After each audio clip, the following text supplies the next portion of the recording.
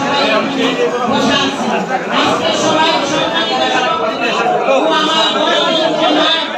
মাহফিল অনুষ্ঠানে ধামসোনা ইউনিয়নে আমরা আজকে এত ভাই বেড়াদার বোনদেরকে নিয়ে জানো সারা বিশ্বের সবচেয়ে কুখ্যাত স্বৈরাচারী এই শেখ হাসিনা সরকারের বিরুদ্ধে তার পতনের জন্য আন্দোলন করতে যে আমাদের যে সমস্ত ছাত্র জনতা শহীদ হয়েছে, এই লুচ্চার সাথে যদি কেউ আঘাত করে, এই লুচ্চার কাছে যদি টাকা দিয়ে যায়, আমরা যদি বিএনপিতে জানি লুচ্চার তো দোষ ধরবো যে কেউ তার সুযোগ কালো নিয়ত ছাত্রছাত্রী ভাই বোনদের বিধি আত্মার মাফ করার চেষ্টা করছি। আমি বিধি আত্মার মাফ করে দিই আমাদের প্রেসিডেন্ট শহীদ প্রেসিডেন্ট জিয়াউর রহমানের আমি বিধি আত্মার মাফ করার করছি। আমাদের স্বেচ্ছাসেবক দলের সংগ্রামী নেতা যারা মামুন বিপ্লবের আমি বিধি আত্মার মাফ করছি। যারা আজকে এই আন্দোলন সংগ্রাম করতে যে শহীদের প্রত্যেকের বিধি আত্মার মাফ করার চেষ্টা করছি। আমি আমাদের নেতৃবৃন্দের কাছে একটি কথা বলতে চাই, আমি সাইদুল হক বিল্লু আমরা দেখেছি বিগত দিনে যে সমস্ত আন্দোলন সংগ্রামে যে সমস্ত নেতা কর্মীকে মাঠে পেয়েছি, আজকে আমরা ডাক দেওয়ার আগে লোকে লোকারণ্য। তাতে আমি বলতে চাই সকলের কাছে দৃষ্টি আকর্ষণ করতে চাই, নেতৃবৃন্দ আছেন সকলেই সাবধান। বিএনপির দরজা অনেক বড়, কিন্তু সবাইকে হিসাব করে নিতে হবে। আমাদের নেতা জনাব তারেক রহমান বলে দিয়েছেন নতুন কোন লোককে নেওয়া যাবে না। বিশেষ করে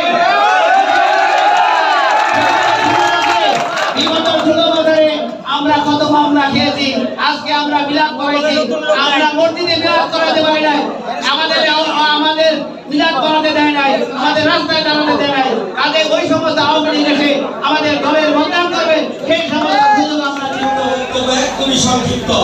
আমার সংক্ষিপ্ত বক্তব্যের মধ্যে আমি যারা সিনিয়র নেতৃবৃন্দ এসেছেন তাদেরকে ধন্যবাদ, এবং যারা সামনে এই গরমে কষ্ট করে বসে আছে তাদেরকে ধন্যবাদ জানিয়ে আমি আমার বক্তব্য শেষ করছি। আসসালামু আলাইকুম ওয়া রাহমাতুল্লাহ। আপনাদের পরিশ্রমে আপনাদের থেকে এই হাসিনা সরকারের পতন ঘটছে। আজকে সুসময় আসছে, আজকে সুসময় আসছে। আজকে আমরা আমাদের অধিকার ফিরে পাওয়ার প্রক্রিয়ায় আসি।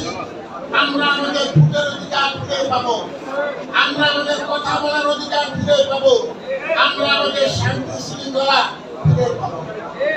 আপনাদেরকে ধৈর্য ধরতে হবে। আজকের যে গভর্নমেন্ট, সেই গভর্নমেন্ট মৃত্যু ঘটেছে। আবার বলে দিচ্ছে বিএনপির জন্য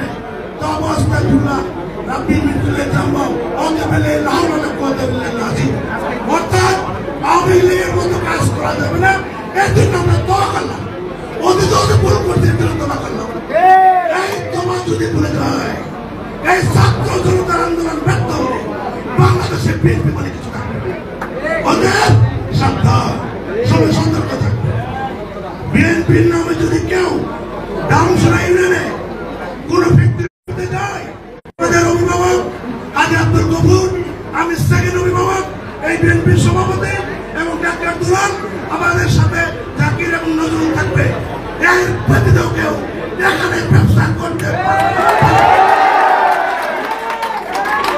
আমি স্পষ্ট করে বলে দিতে চাই, কোন দল নিষ্ক্রিয় বিএনপির স্থান তাদের চেয়ারম্যান হবে না। আমি স্পষ্ট করে বলে দিতে চাই, এই রাস্তায় যারা আছে তাদের একজন মনোনয়ন পাবে বিএনপি থেকে। যদি তাদেরকে না দেওয়া হয় তাহলে আমাদের সাথে আলাপ করে হাইকমান্ড